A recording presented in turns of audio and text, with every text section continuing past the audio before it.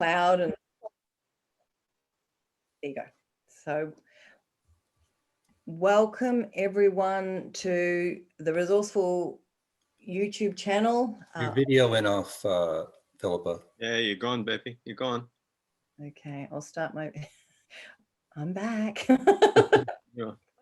That's my professional picture. So welcome everybody, take two, to the Resourceful Therapist YouTube channel, and very excited today to have our special guest, Gordon Emmerson, of course, which the channel sort of named after really, is the co-founder, director of Resource Therapy International. He is the originator, creator of Resource Therapy, an amazing parts-based therapy that I've and all of us may have had the good fortune to have contact with, and hopefully we'll be sharing that more with you and in the learning spaces, because there's learning opportunities happening both online, and I'll share those with you later.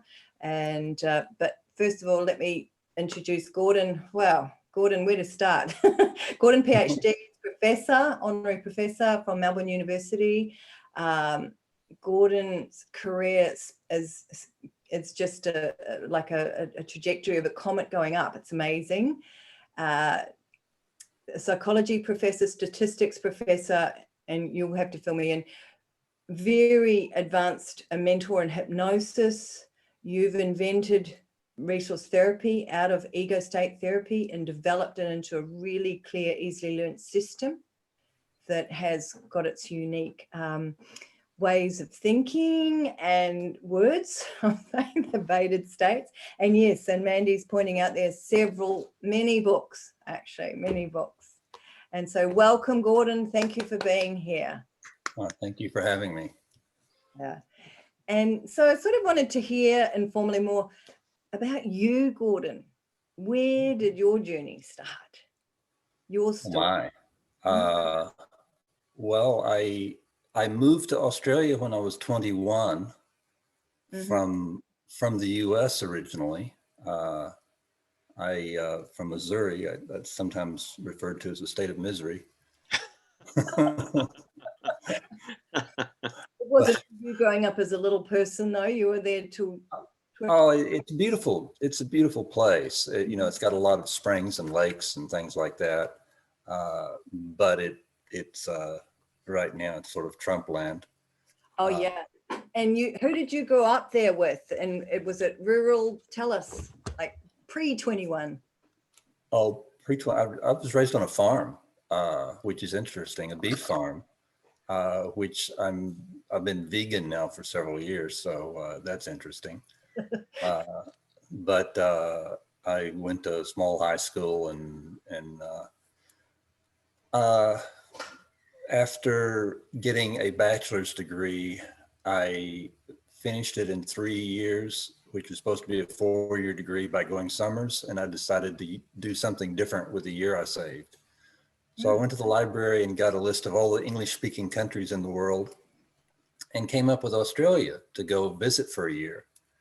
And I came to Australia and taught high school for a year. And that was my year overseas. And I got a ticket and went back to the United States and had culture shock. I was there for 3 months and got another ticket and came back to Australia. You loved it that much, huh? Yeah, because I just didn't fit there, and I fit here. Some more, you fit here.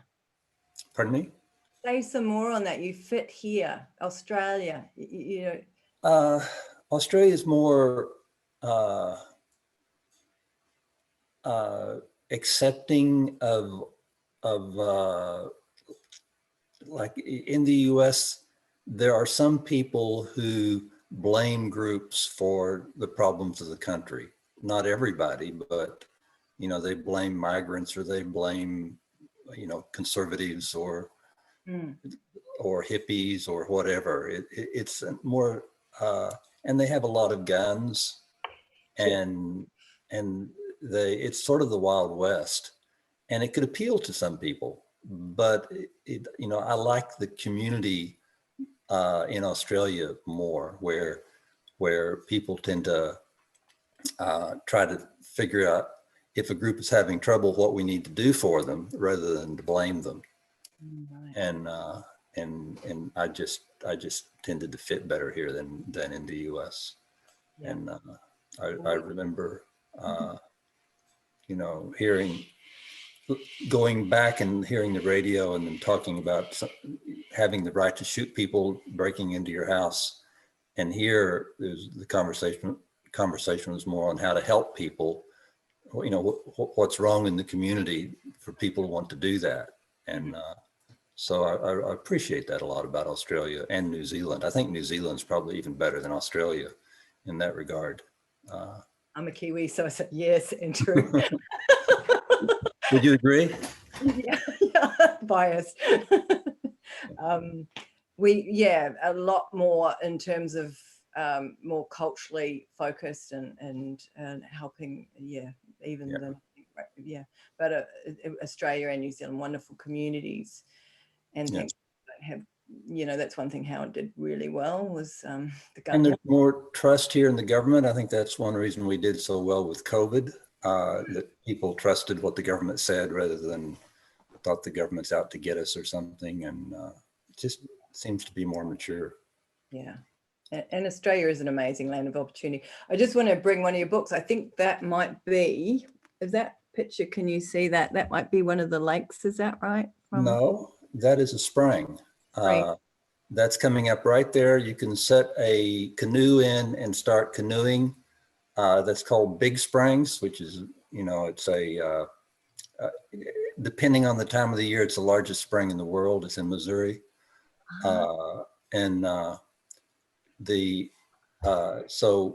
Missouri is beautiful in terms of it has huge springs and lots of caves and water skiing lakes and things like that.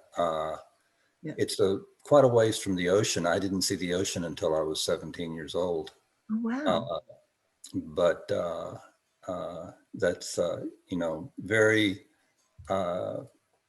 beautiful. named very well, Big Springs. That's that cold water. Pardon? That cold water. It's 56 degrees, which is cave temperature. Spring water comes from the ground temperature. And so it's about the same as it is in Blackwood in cave temperature, 56 degrees.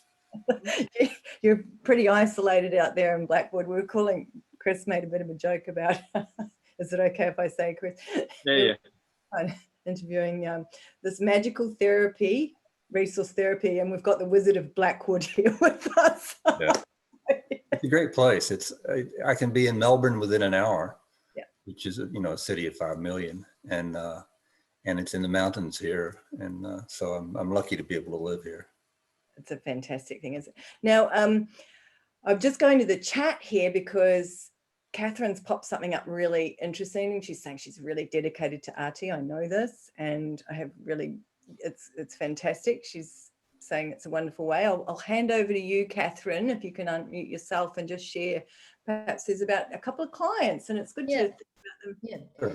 So Gordon, I guess I'm addressing this to you, but I'm open to tips, advice, any experience. I tend to get waves of issues, and at the moment I'm getting waves of addiction, and it interests me. But 2 clients I have long-standing issues with addiction.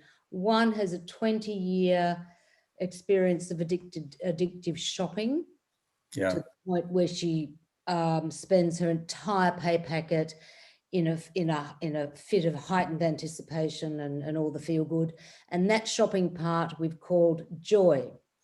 Yeah. In the first session she did, and she has been in a lot of therapy, different types of therapy.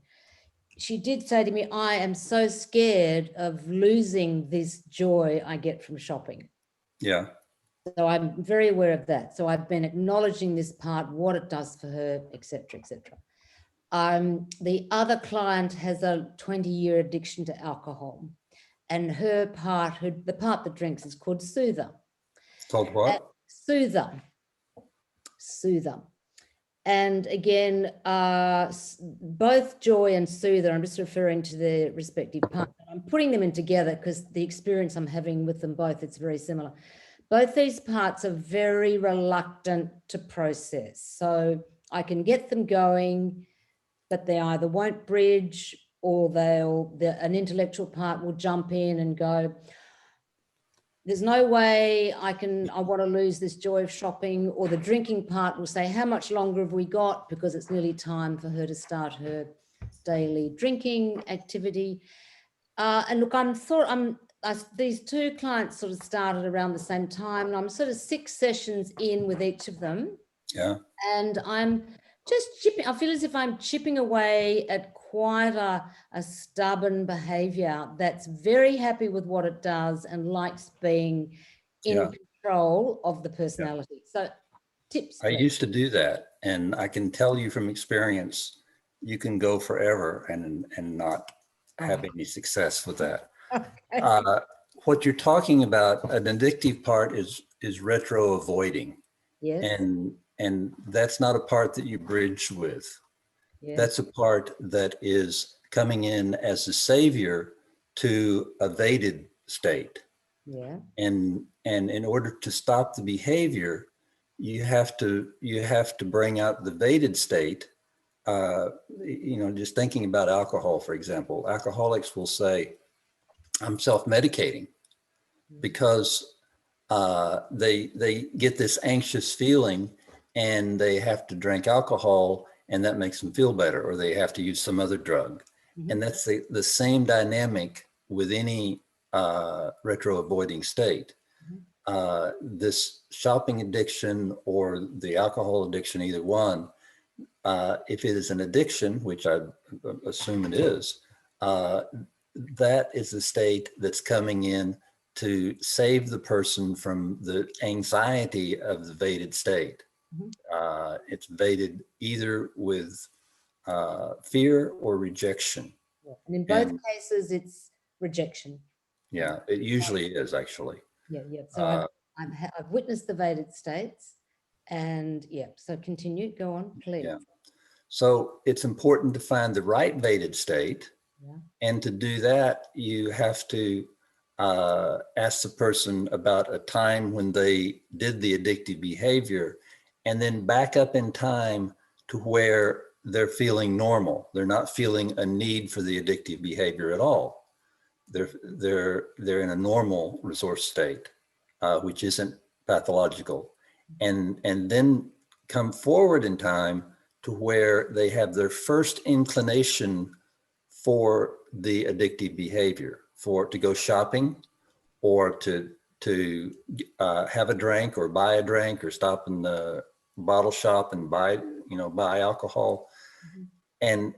And if you're vivifying and you brought them forward to that first inclination for the addictive behavior, and then in the image with their eyes closed, you say, let's just wait a little bit before you do that.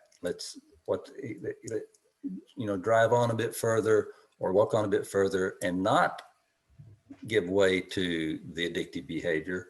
That will give them anxiety. That brings their anxiety up. Mm-hmm. It's the first inclination for the addictive behavior comes when that vated state gets near the surface or at the surface. Mm-hmm. And when you delay that behavior, that vated state comes into the conscious, comes into the surface.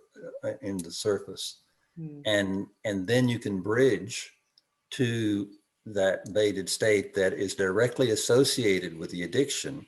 Mm-hmm. And when you bridge to that state and resolve the vated state's issue, an interesting thing happens. The addictive behavior stops immediately, but you're not finished, because if you stop there, the addictive behavior will come back later, because the state that is doing the addictive behavior is doing it to help. And when the client goes through some other kind of anxiety, that state will come in to help again with the same addictive behavior. They'll start smoking again, start drinking again, start gambling again, start shopping again. So it's a two-step process. The first step is to resolve the issue of the associated vated state. And then the next step is to do retro state negotiation with the retro avoiding state. Now, you said that one of them is named Joy and one of them is named Soother. Yeah. Soother. I like to get a name. I like to find the purpose of the state. And this purpose is almost always either escape or protection. And so I will usually, when I find, if I find the purpose of the state is to protect the person, like for example, if someone is getting real angry in a discussion with their partner and they lose their temper, that part that loses its temper, it is trying to protect a little part of them that feels like I'm losing, you know, I'm not good enough, and it comes up and it starts yelling. So I try to name, you know, I'll say, is it okay if we call this part protector? Or if it's a situation where the client's really wanting to escape, like in drugs or shopping, that I will usually negotiate that to be named escape.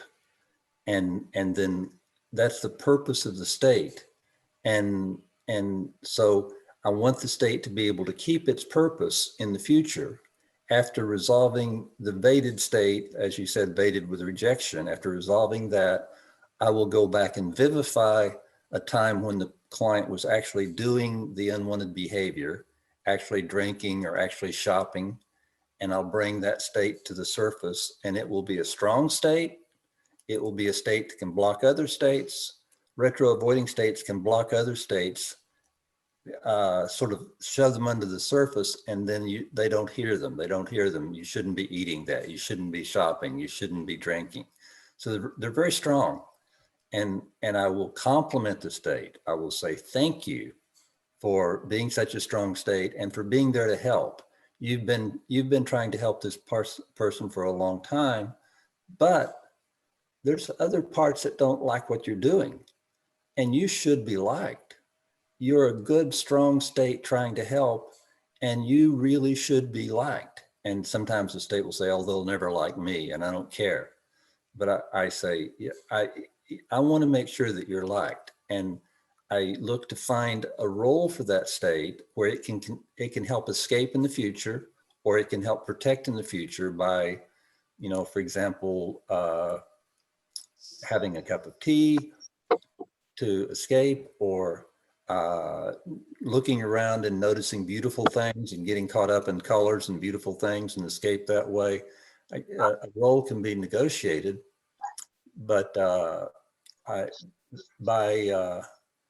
by continuing to, and as soon as I find something that state might do, I say, don't tell me if you'll do this. I want to ask another part first. And I'll talk to the part that presented the problem. And I will say, would it be okay with you if escape, when this person needs to escape in the future, if escape helped by looking around and noticing beautiful things and really focusing in on them and appreciating them. Would that be okay with you? And that part will say yes. And I'll say, tell escape that. I will appreciate you if you do this. So that part says to escape, I will appreciate you.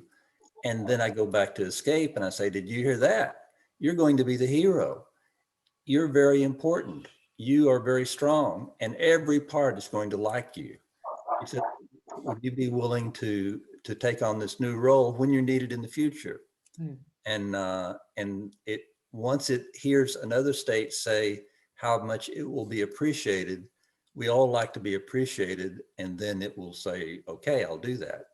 And that changes the behavior, and the first step, it eliminates the need for the behavior immediately. But then when that state needs to come back in the future, it can come back in a positive way. We all have ways we escape. You know, I check the internet. Some people do gardening. I sort of wish I did gardening because my garden's not very good.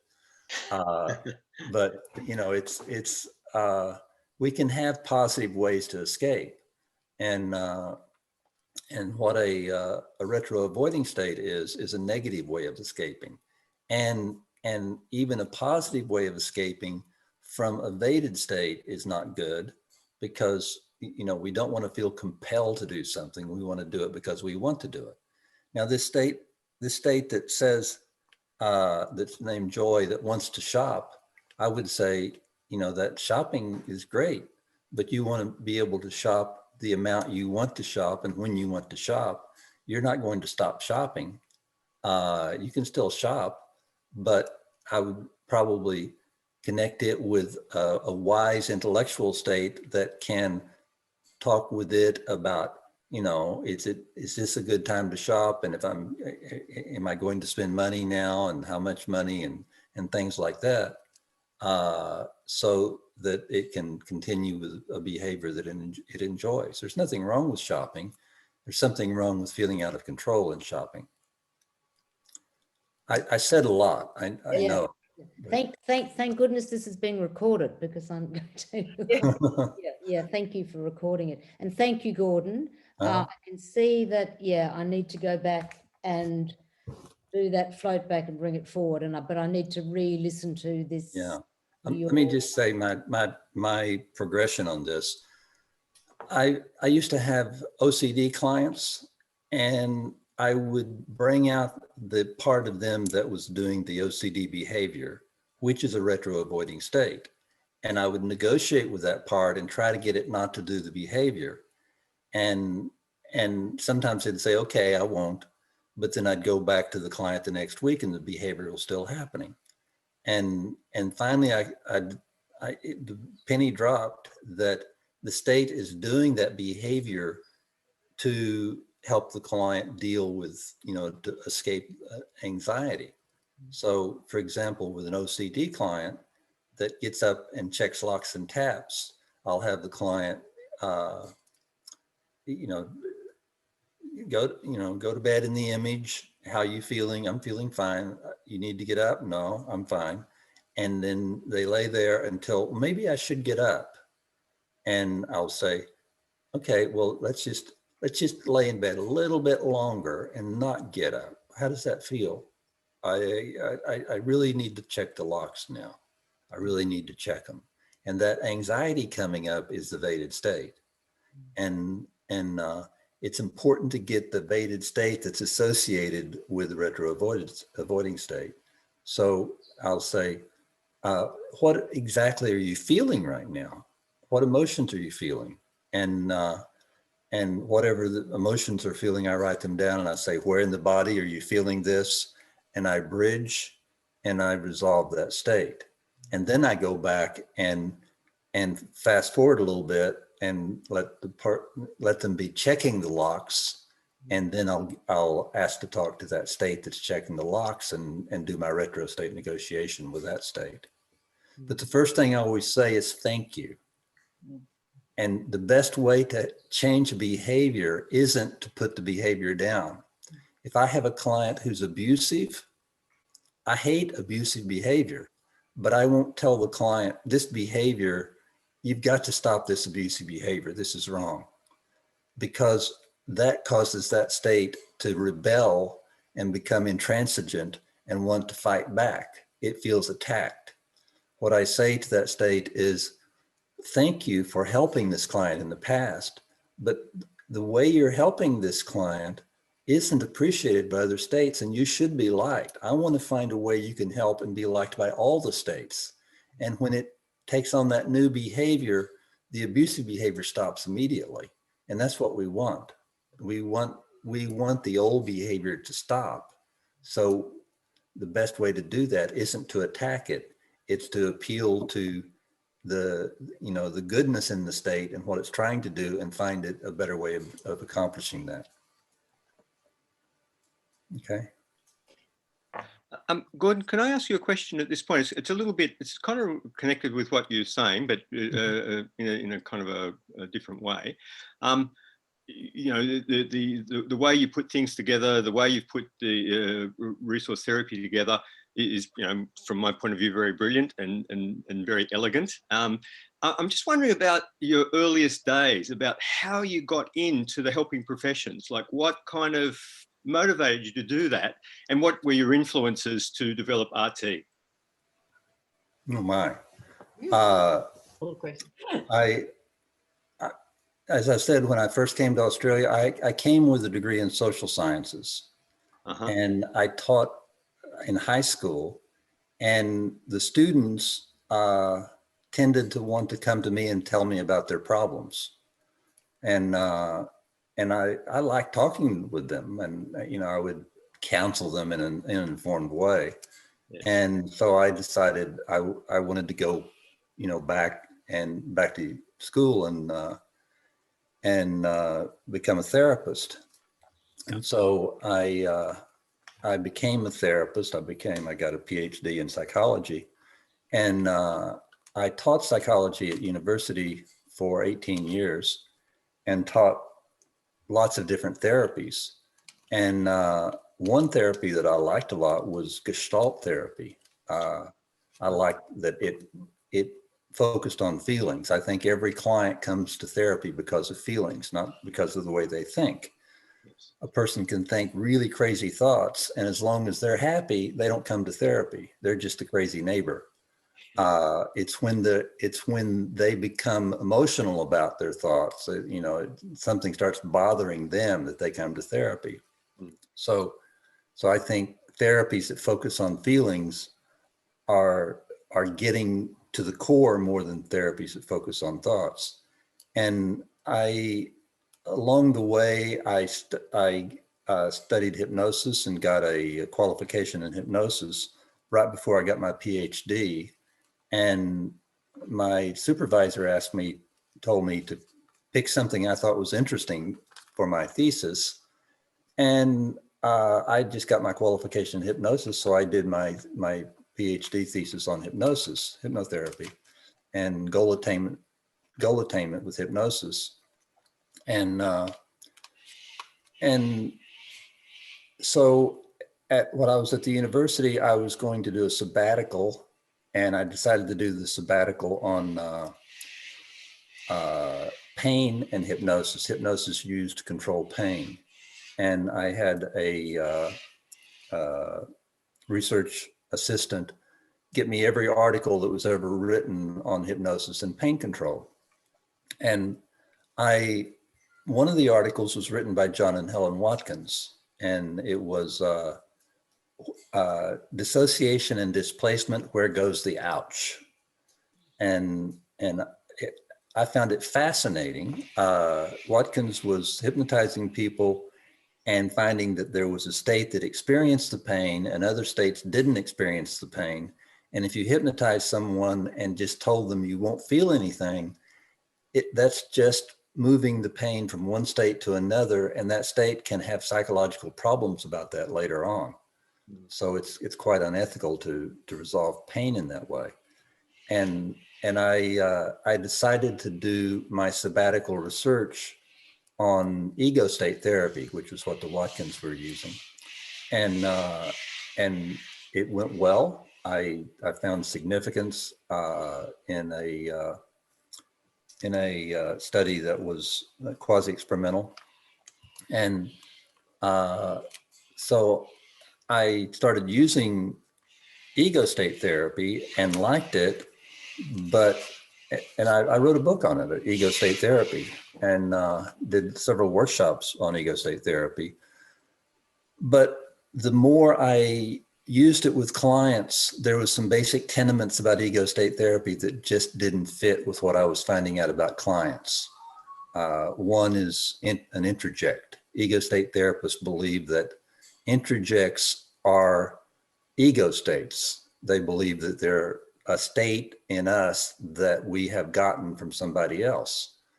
And I don't believe that. I believe an introject is an internalized impression that one of our states is holding of somebody else. It's not a part of us. It's an impression of somebody else.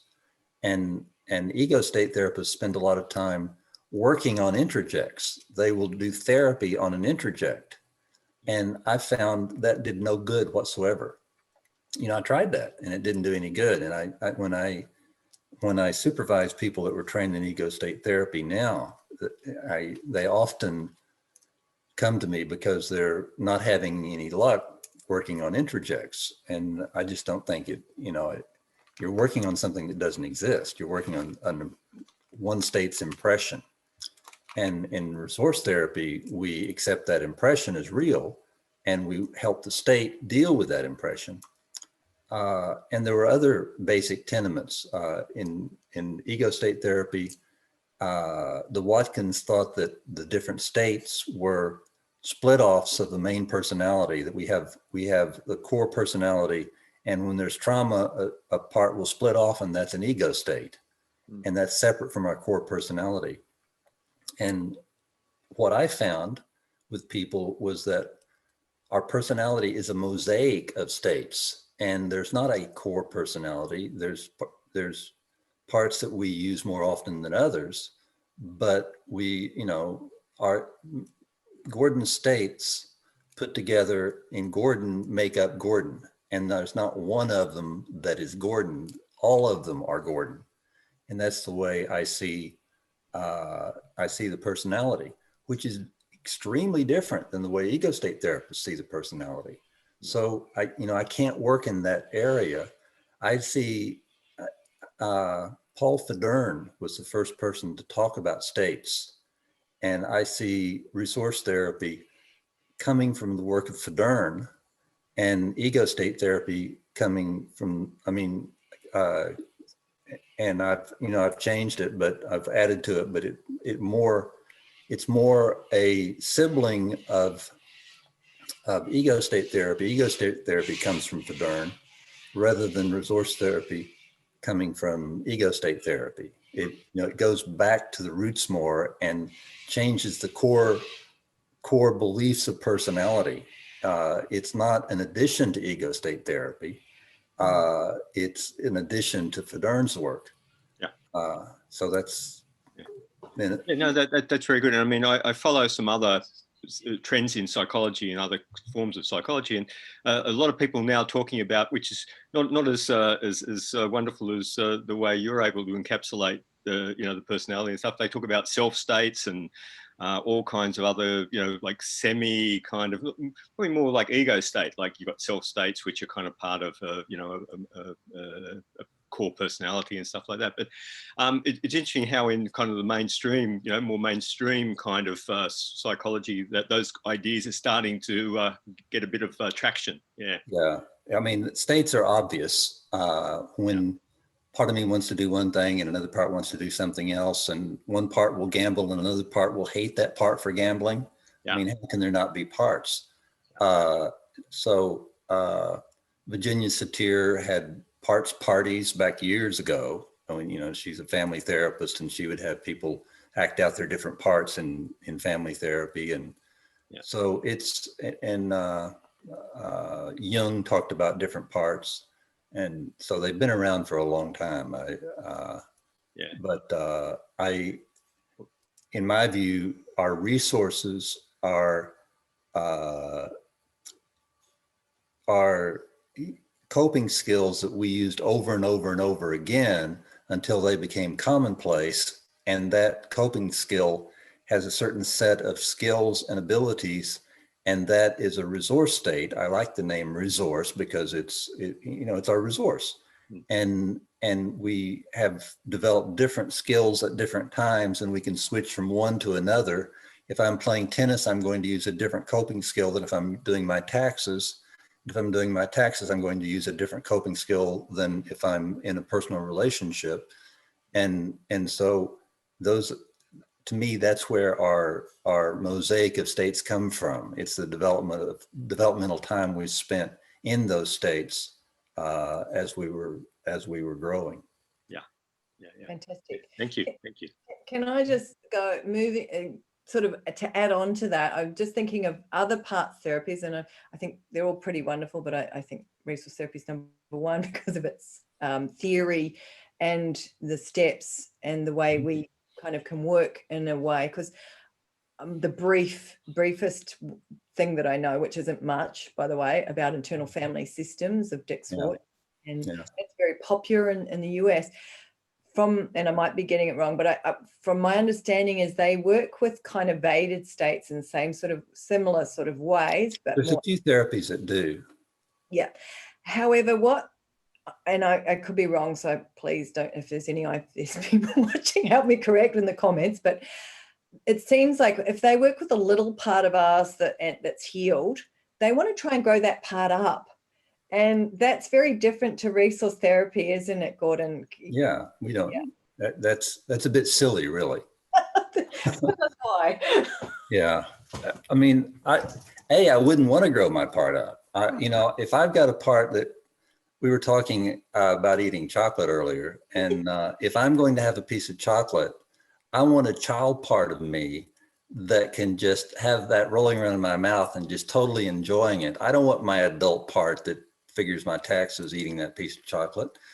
You know, our fragile parts are wonderful. Our child parts are wonderful. You know, if I want to put on my child voice and be silly and feel that child part, I want to do that. I don't want all my parts to be adults.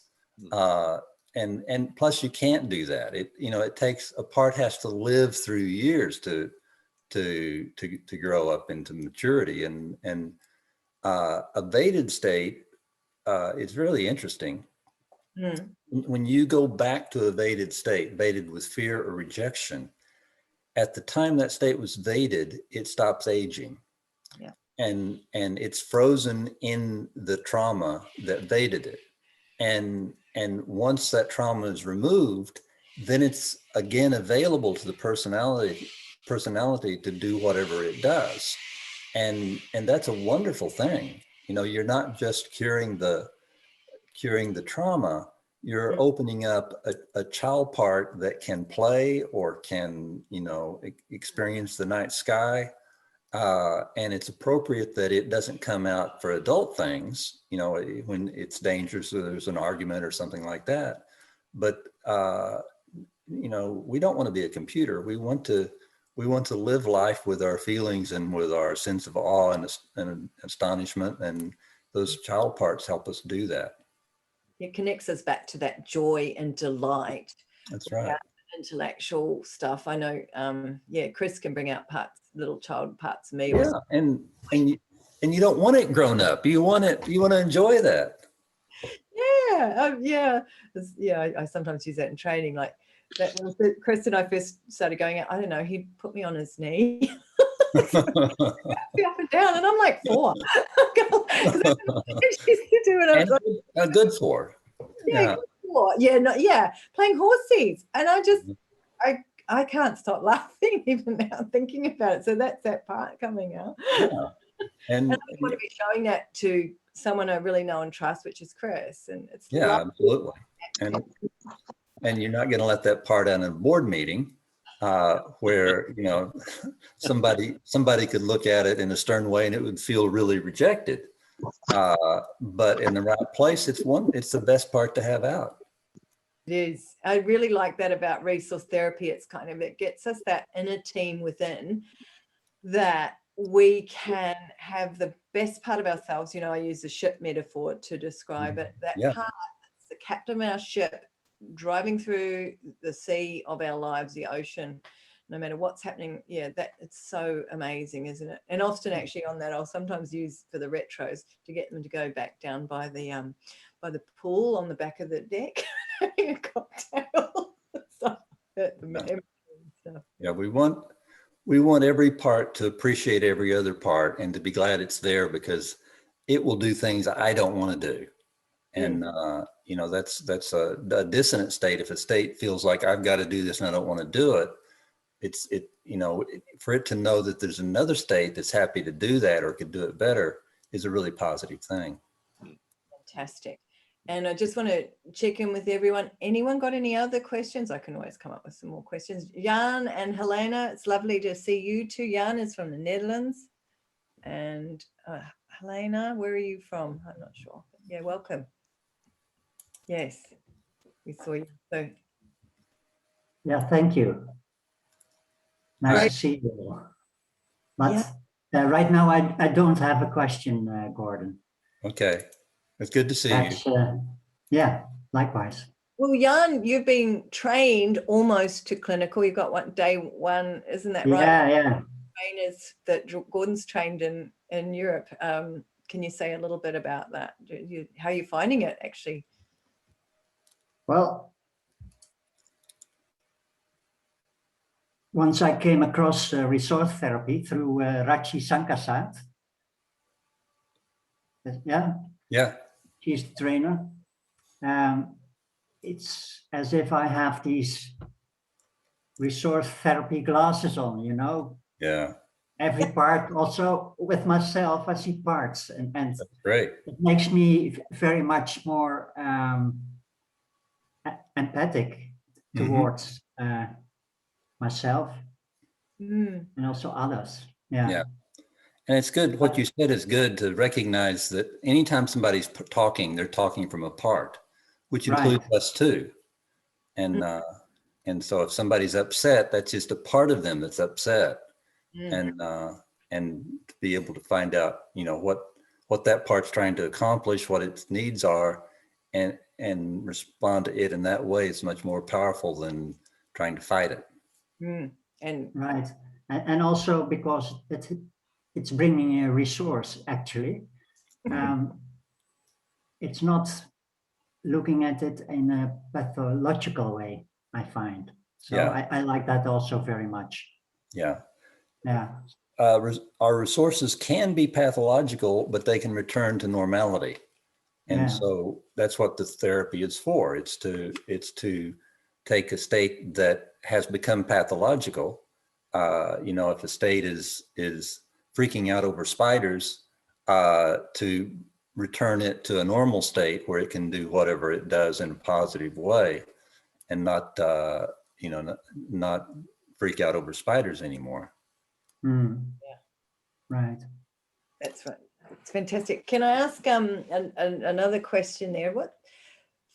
Gordon, what skills and abilities would you say that makes a good resource therapist? What would be helpful? What skills and abilities, attitude? Well, the number one thing I think for any therapist is a desire, having a need to help. I like that. And that's, you know, I think that's just part of how some people are made up. And if you're in therapy to make money and you're counting how many clients you can have and how much money you can make, as opposed to, I really enjoy talking to people, and it brings me joy to see somebody help with their issues. I would much rather have someone that gets joy from helping people with their issues. And if they make money, that's fine. But the healthier a person is, the better therapist they can be. I mean, none of us are totally healthy, but I have learned I'm healthier than I used to be because I've had a lot of clients with my own issues. Funny how that happens. But the ability to be open and not defensive, being healthy enough to be open and not defensive, I think is a really positive thing in maintaining a focus on the client. The best therapist is focused in on the client. They're not thinking about how am I doing. They're not thinking about what I'm going to be doing later. They're thinking about what's happening with the client, and this is what they're ready to change. How, you know, and the therapist gets hypnotized by what's happening with the client and what steps they need to take to lead them to their goal. And I think when you do that, it's the difference in doing that or thinking about how you're doing is the difference in riding a bike, looking at the pedals as opposed to looking down the road where you're going. You need to constantly think, where am I going with this person? What do they want? And then it will come to you. If you're constantly thinking about, am I good enough? What am I doing? It's like looking at the pedals while you're riding a bike, and it's hard to keep, you know, that doesn't make creativity and in therapy. Yeah. Mm. Mm. You want to say something, Chris? No, just to, yeah, no, I agree with what Gordon's saying. Yeah, very, very wise, very wise. Yeah. So it's a joy, a need to help, a joy, a focus on your client's goals and that journey, and tuning in, really. Being present. You know, that's how I'd encapsulate it. You know, you got to be present with your client. You can't be kind of somewhere else in your own head. Yeah, yeah. I mentioned the thing about spiders. I had a workshop participant in Germany, actually, who volunteered because she had a phobia about spiders, and she couldn't even look at a picture of spiders.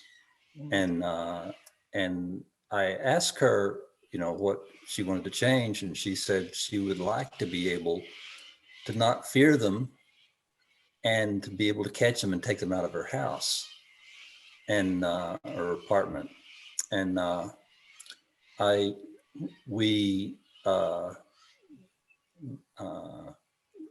vivified a time when she was afraid of spiders and bridged and worked on that expression removal relief for that state, and got a nurturing part and left it with a nurturing part.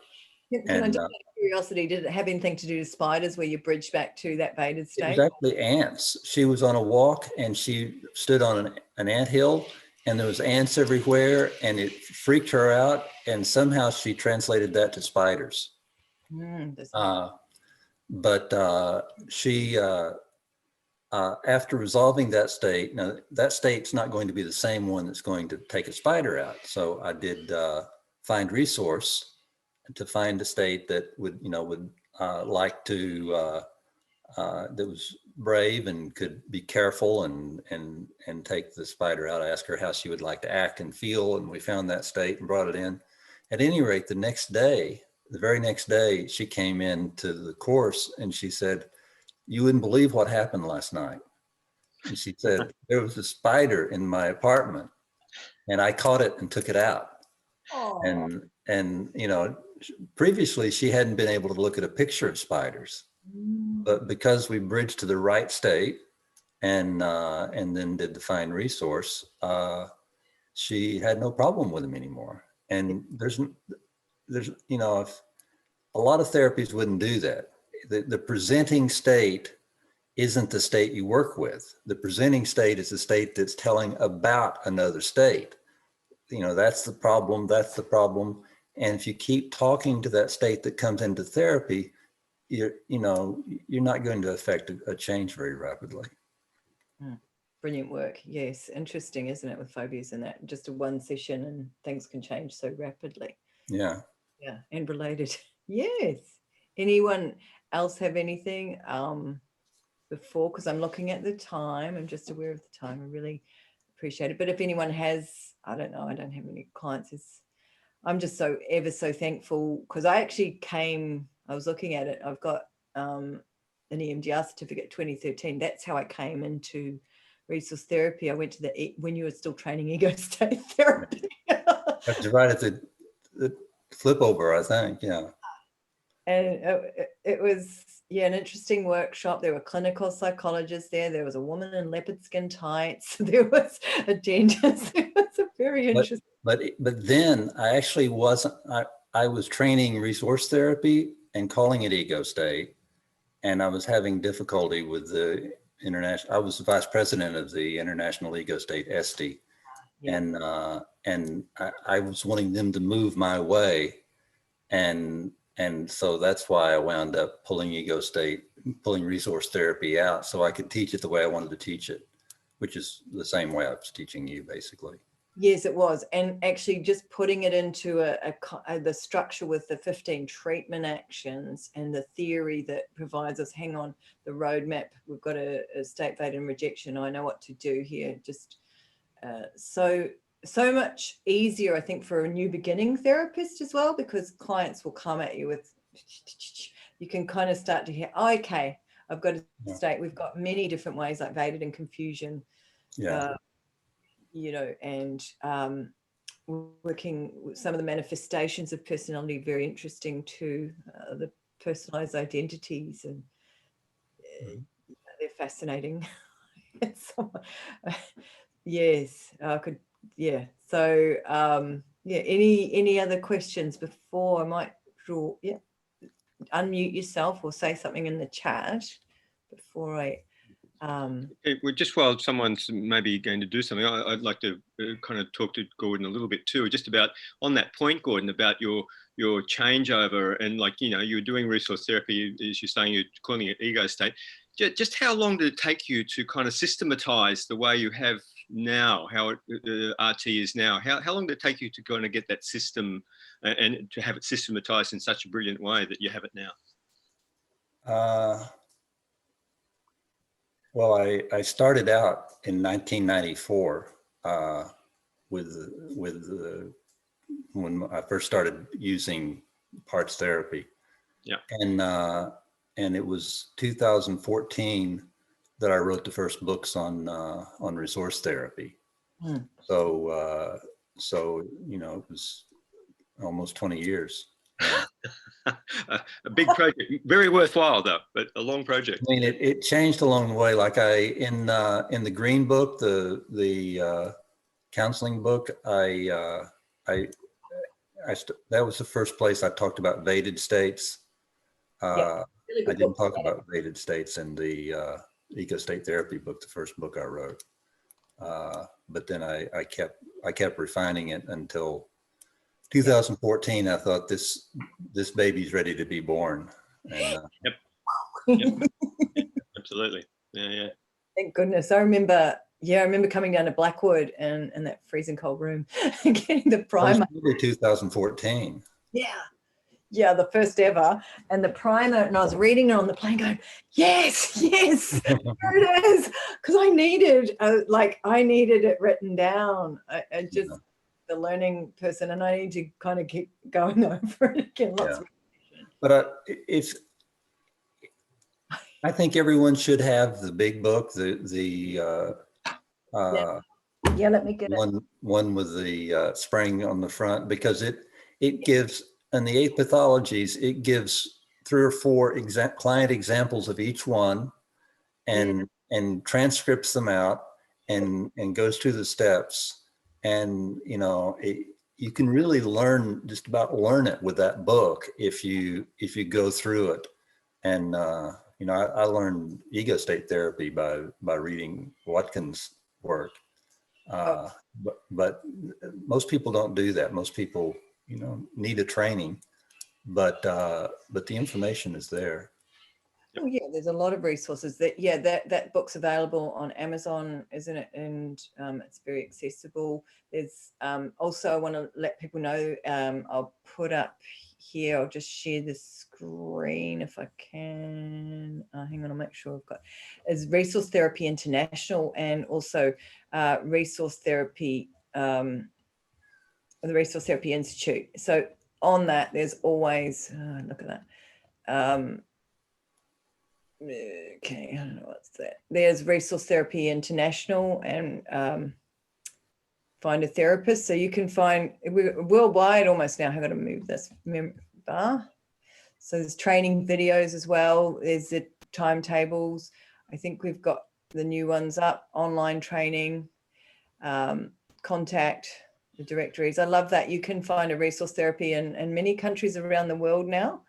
So that's very exciting. And about the RT community, because it really is a community, and that's what we're all about here, connecting with people. Here's the Resource Therapy Institute Australia. This is our website. We've got a bit in the training dates.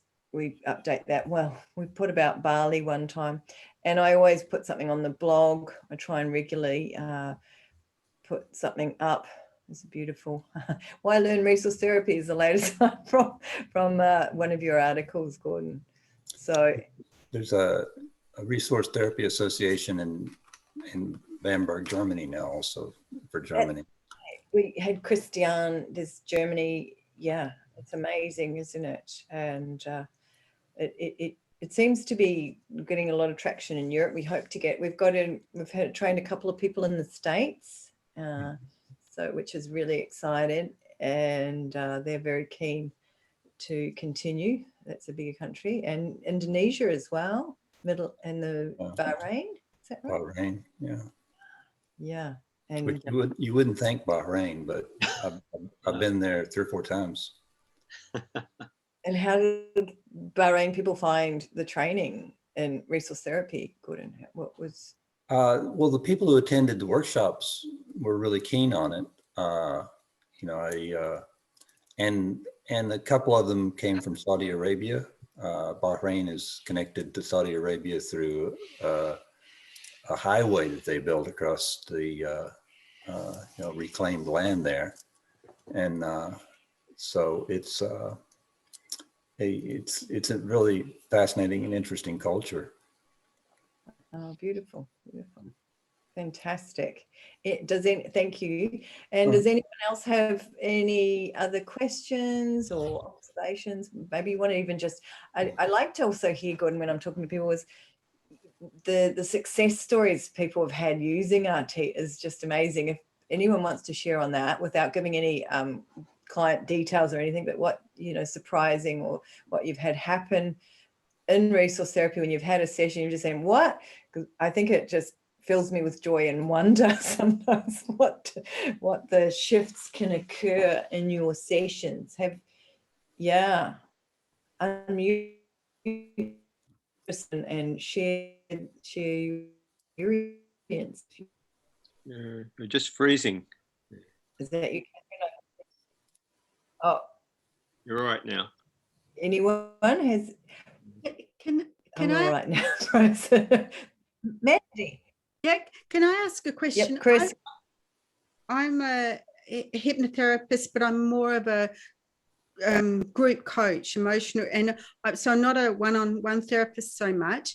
But I've had an inquiry about a young girl that pulls out her eyelashes, and it suddenly occurred to me that the hypnotherapist that I had been to for my own fear about moving forward with my business, he might through resource therapy be able to help, because I think it might be anxiety OCD. So is that something, because I was thinking where I learned hypnotherapy was with clinical psychologists, but I'm thinking, and I was thinking of referring, I thought, oh no, but I'm thinking maybe to resource therapists might better help the young girl. It's retro-avoiding behavior.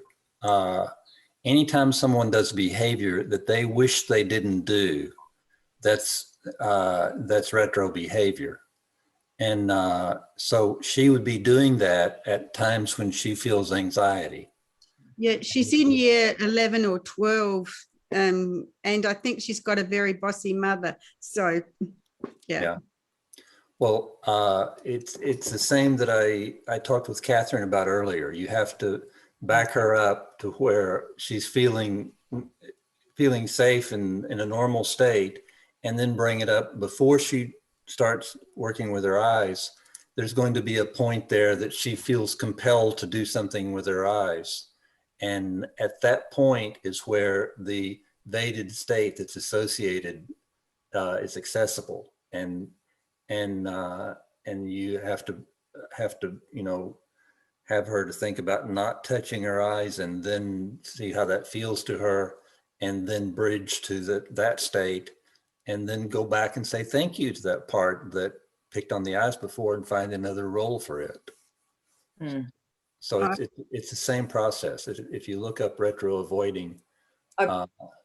I've used it with that. Trichotillomania used to be the old thing, but it's an anxiety sort of condition, and people, it can be eyebrows, can be hair as well. And it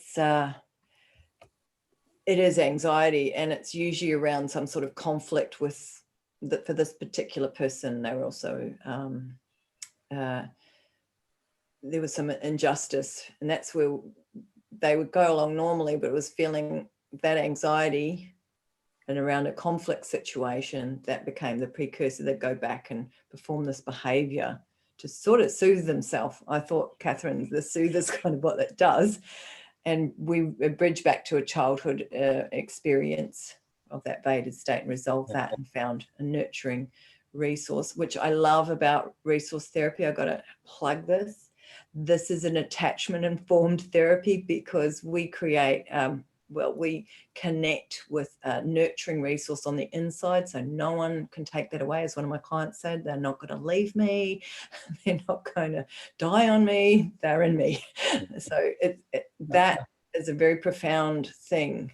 So Yeah, if you talk about Bowlby's attachment theory, that's basically states evaded with rejection, and you bring out the feelings that they're having now that's problematic for them, and you bridge, and that's how to work with someone with attachment disorder.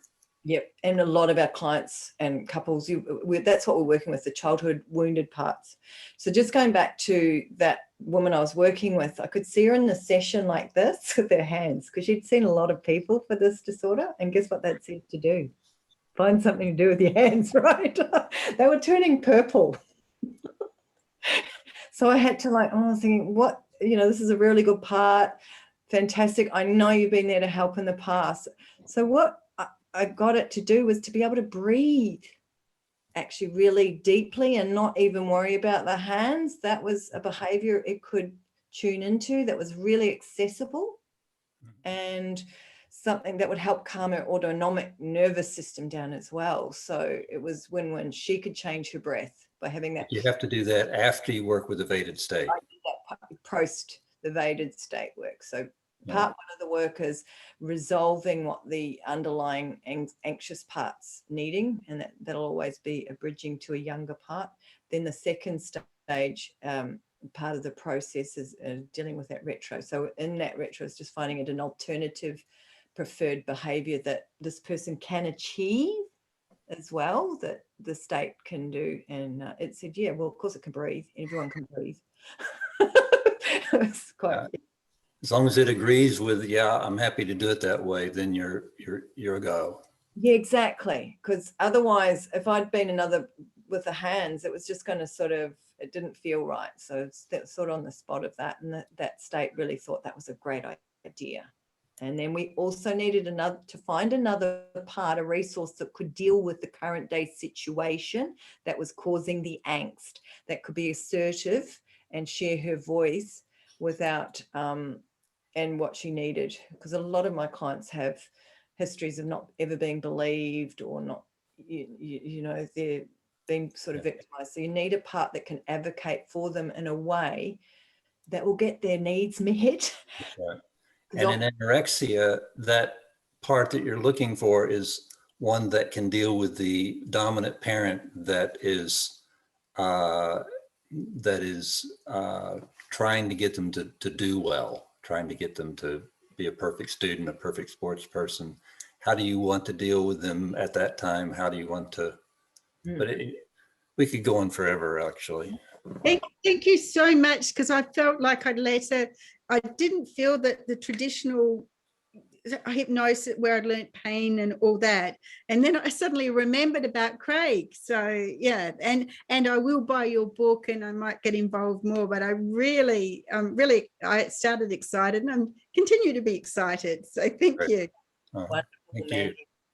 So let's just wrap up with a round from everyone, just saying what you're connecting with or taking away from just connecting here today. Thank you, Gordon. Thank you to everyone that's been here. Catherine, Christiane, Tanya, and Trina, and yeah, amazing. Who wants? Yeah. I just want to say that every conversation and every conversation about resource therapy reveals something that just I don't know, every conversation gives you something. So what am I taking away from this? Well, I've got this book out and I'm going to reread and study the chapter on addiction, and I'm going to talk to you a bit more about this, Philippa, and I'm going to re-listen to what Gordon said and really think about it and try and understand it and then put it into practice. So thank you so much. I really appreciate it. Thanks, Catherine. Amazing. More is revealed. It's talking resource therapy, basically, and read the manual. It's always good. Keep reread. Yeah. Reread it. Yes, I'm always fantastic. Trina. Well, I'm just thrilled, chuffed to have met the man behind the method. I just, Philippa knows I am well and truly besotted with resource therapy, and just very thrilled to have got the opportunity to meet you and hear a bit of your backstory. So great. Thank you. And the opportunity to say thank you, because like the other gentleman said, those resource glasses, once they're on, they can't be taken off. So you see, it's how you view yourself and the rest of the world, and very grateful. So thank you. Thank you. I feel, I don't know how it came my way, but I feel responsible to get it out, because I see it working with clients so much, and it's a bit of a responsibility, which I think is nice, but I don't, I'm just little me, but for some reason I'm supposed to get this out. I'm glad that you feel that. Yeah. and yeah, thanks, Trina. You're glad it feels like, so am I. I feel like that too. It's like, oh yeah, I've got to, this is bigger than me. It's got to get it out there to wonderful. That's right. Yeah. So thank you so much, because huge impact personally, professionally, all the ways around. Great. Thank you. Wonderful. I just want to say thank you to Gordon as always, and I'm in awe and admiration of his work, and it's been great to hear a little bit about the, as Trina said, the backstory about the man behind the magic. Very good. Thank you, Gordon. Yeah. And Chris and Philippa have been to many trainings and to Bali many times, and they've been around the block, and they're stalwarts. You can't get rid of it. That's like barnacles on that ship. Not as old as me, but thanks, Chris. Jan. Yes, thank you very much, Gordon, Philippa, for the invitation. It's nice to see you. And I was a little bit later because it's a bit earlier here, of course. Yeah. But it makes me more enthusiastic when I see you all and talking about resource therapy, and it makes it more for me. Yeah, great. Thank you, John. get more feel of it bit by bit, but have to learn still a lot, of course. It's lifelong, Jan. I think as you get more enthusiastic, and you just it snowballs. It really snowballs. That beautiful, and I'm always learning something new. Connecting with that energy and enthusiasm. Lovely to have you, Jan, from the Netherlands. Are there coming more fire chats, or? We will. The Resourceful Therapist YouTube channel is about that. It's like connecting with other therapists, because I think there's a lot of information for clients and so forth, but I want to make them informal resource therapy. I'm also interested in couple therapy as well. I do a bit of that. So okay. Nice. Thanks, Jan. Lovely to have you. Tanya, thank you for joining us, Tanya. Am I pronouncing Thank you very much. I also liked very much the back story, and it's very helpful to get deeper into resource therapy with every talk. Yeah. Thank you very much. And where can we find the recording? I will. It's going to be on the Resourceful Therapist YouTube channel. If you haven't, what I get people to do generally is, if you go to the resourcetherapy.com.au, there's a newsletter, and I will send that out with the link to the recording. So that's the best way to access the recording. But otherwise, shoot me an email. But you should be able to Google the Resourceful Therapist. Obviously, I'm channeling resource therapy. Okay. Thank you, Gordon. Thank you, Philippa. Thanks, Tanya. Mandy, did you? Yeah, no, I'm really thrilled. Thank you. And I'm glad I only had a few hours of ego state in my hypnosis thing, so I haven't got too muddied ahead, so I can go straight into and I'll buy the book with the spring and then go from there. So thank you. I'm really I love this I've got a good imagination, so I can kind of see how it'll work once I get into it. So That's thank great. you very much. Thanks, Thank Mandy. Andy. And thanks again, Gordon. Really, as always, it's always been amazing, and I really appreciate your time in joining us. And thank you to all our wonderful people participating and those watching beyond. And so we'll love and leave you for now, but we'll be back with some more on the channel. Thank you, Philippa and Chris. Thanks. That's Thanks good. so much. Bye. Bye. Thank you, everyone. Bye. Thank you. Jan.